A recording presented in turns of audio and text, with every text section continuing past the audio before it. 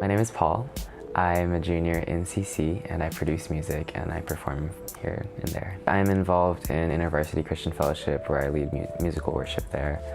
And then I also am currently an inactive member of the Kingsman a cappella group. So fall semester of 2016, I auditioned for a talent show in Korea, a televised talent show called K-Pop Star.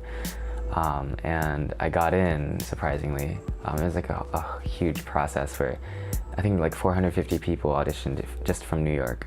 And then like 3 or 4 got in. And so there was a final on the day of the 4th round. You know, in the end I chose to stay in school. It was just crazy to hear like the 3 judges like who like I kind of followed like from before just like talk about me and like encourage me, and it was crazy. It was really cool. Like right after the 4th round they broadcasted it, so I told them that I was dropping it right before they broadcasted, so they never actually broadcasted me. But I was doing well. Yes. And stuff. That's I still got cool. to meet them. I got the little badges that you get when they like give you a yes. So that's what I have from that experience. I'm so thankful for the way my musical progression went, because it was so like intuitive for me. Because I started with the rhythm. I started with the drums. I think the reason it was beneficial for me to learn the rhythmic sort of foundation and basis before anything melodic came in was just that rhythm sort of permeates the melodic world as well. Like you can't play a melody without having some sort of rhythm, but you can play rhythm without melody. This one time I was in Hiroshima. I don't speak Japanese at all. And it was with a church, and we were hanging out with these youth kids. And you know, we were like really nervous because we didn't know how to relate to them. We didn't speak the language. There were a bunch of instruments on stage, and I heard one of the guys could play drums. So he hopped on the drums and I got a bass. And it was just like the most beautiful like 10 minutes of my life. It was just so in sync, so much communication going on. You know, it's so cliche, but it's so true that like music is in itself a language, and it's a way of communicating with people that you wouldn't be able to communicate with. And I think that's something I keep in mind as I perform and as I produce, is just enabling that connection to happen. Well, one of the songs that I'm really into these days is called Blessed by Daniel Caesar. And there's this one moment of the song where it suddenly cuts out.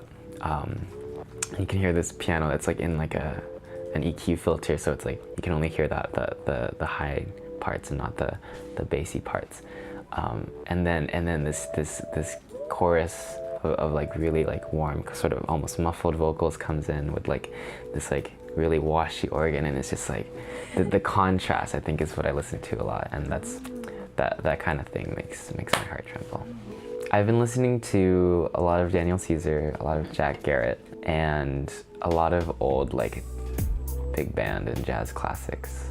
Let's see, I really like cooking. That's one thing that really gives me life, and yeah, it's just really fun. I think it's really interesting how it's kind of connected to the way that I think about mixing. You know, just like the smallest little thing can change your whole experience. So just getting those things like right and like being able to experiment with different things is really cool. And so I think I have a very like experimental approach to cooking. Masawa, which is the Ethiopian restaurant right next to Plimpton.